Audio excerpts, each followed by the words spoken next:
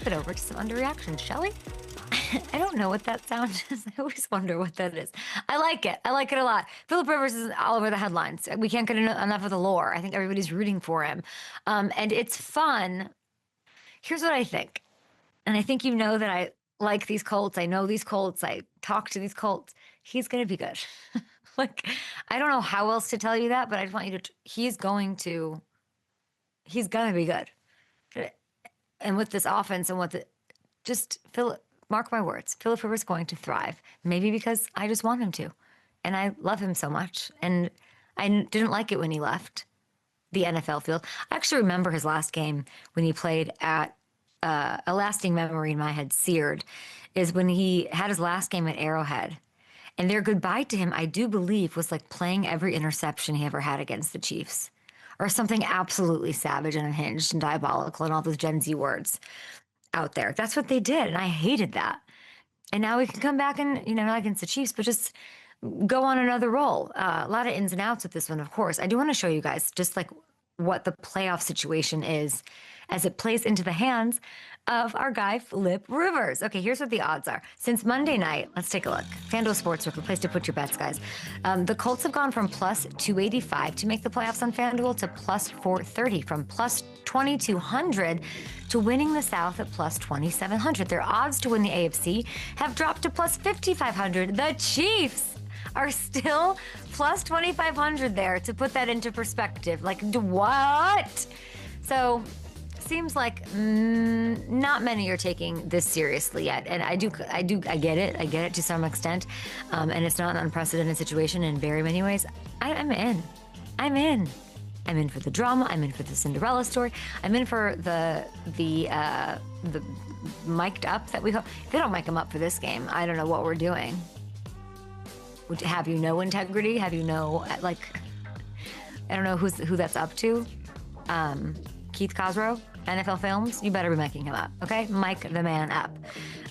He's not just like any quarterback, Philip Rivers. His entire career has defied convention, okay? From the jump, from when he was drafted. There were ding-dongs. Let me really go off on this for a second here. Let me cook. There are ding-dongs that said you can't throw the way he does mechanically. Do you remember this, you guys?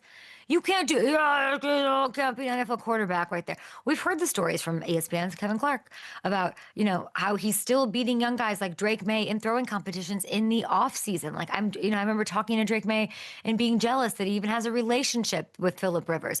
It doesn't surprise me when we hear that kind of stuff, because he walked away playing at an extremely high level. It felt like he's on that list of dudes I don't believe are ever retired. He felt like didn't feel right. It did not feel like this chapter's closed. He looks cooked. His arm's gone. Yada, yada, yada. What so have you. The last season in Indy, what was so upsetting about him leaving is because it was one of the best he had in like a year, really. He threw 4,000 plus yards, let me remind you. He led the Colts to an 11-win season, let me remind you. And besides like the physical aspect of it, which I know he has, he's got it. He's okay. He's good, okay? He spent 9 seasons with Steichen. And I told you guys this yesterday. Philip is not answering the call for people. He's answering it for Shane, their relationship, their trust, their connection, whatever you want to say. And we heard from J.J. Watt yesterday. He's running the same system with his high school team. He's talking to Shane. I talked to Shane about Philip. Hamilton, did I manifest this? Oh, is he not coming on the air? Hello. I think so. Yeah. Did I manifest this? Now I'm putting it together like live. You pretty much were. You were putting it out there. I'm adding the numbers here. I think, yeah. So no disrespect to anybody. I'm kidding. Just make it all about me. But I remember, like, why do I have all these stories talking about? Probably because I just bring up Philip Rivers to everyone I ever interview in any situation. So that doesn't mean anything. But I love that him and Steichen have this relationship. If you think that he can't come in there and run this offense like yesterday, you're absolutely bananas. Like, he absolutely can. They're exchanging notes. They're doing throughout the season, throughout practice. We talked to Michael Pittman. I don't know if you were on the line for this, Hamilton.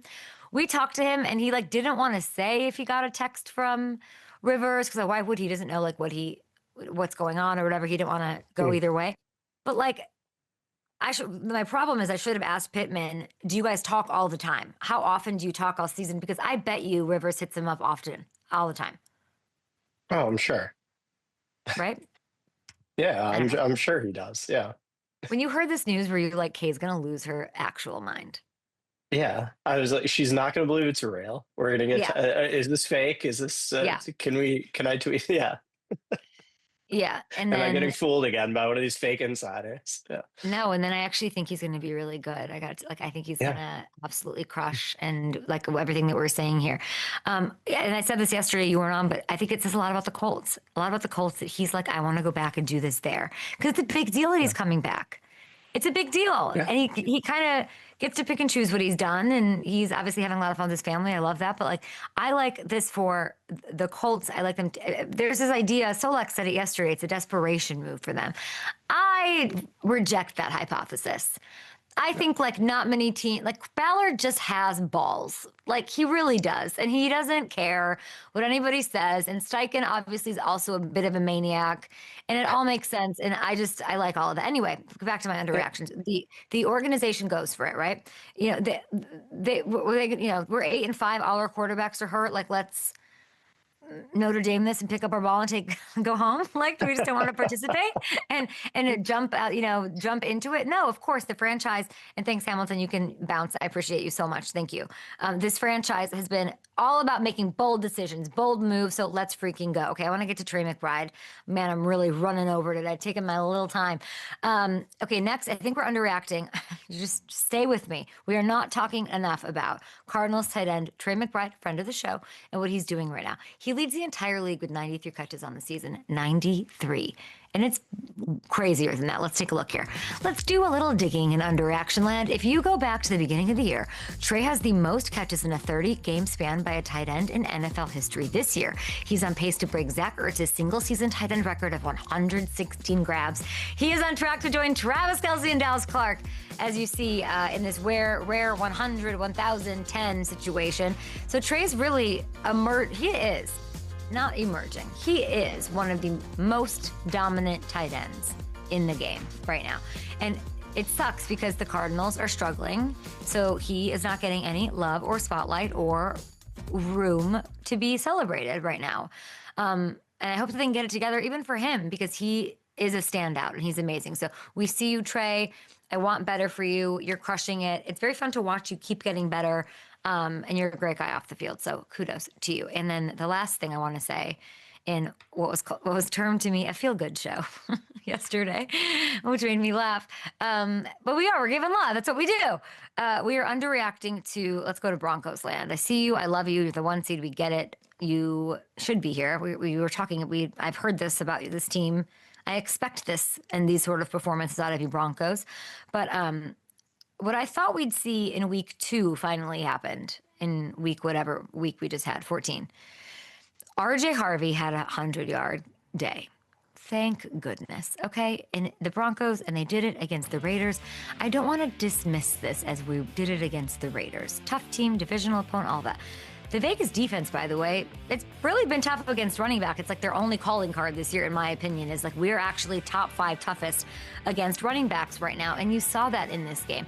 Every yard, if you watch this Broncos situation, he earned every yard of those 100. It was awesome to see. And we've seen him be explosive like in bits throughout the year.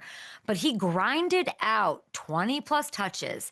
He was punishing a really good freaking defense. I don't want to hear it from you guys.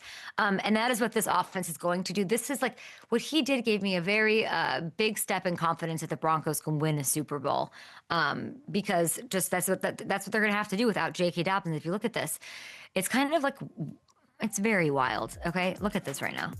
Even though he just became the guy in the Broncos backfield, like the guy, he leads all rookies in touchdowns this season. His 9 lead the team. No other Bronco has more than 5 on the year. Wilder to hear Sean Payton tell us that we haven't seen anything yet. We haven't seen anything yet. I'm so happy about that. And I believe him when he's saying that kind of stuff. So great test this week. Oh my gosh, huge game against the Packers. Packers and I think at the Bears in Chicago, so that'll be fun. And I think the 1 seed in the AFC is up for grabs, and they can take complete command if they get past those Packers this week.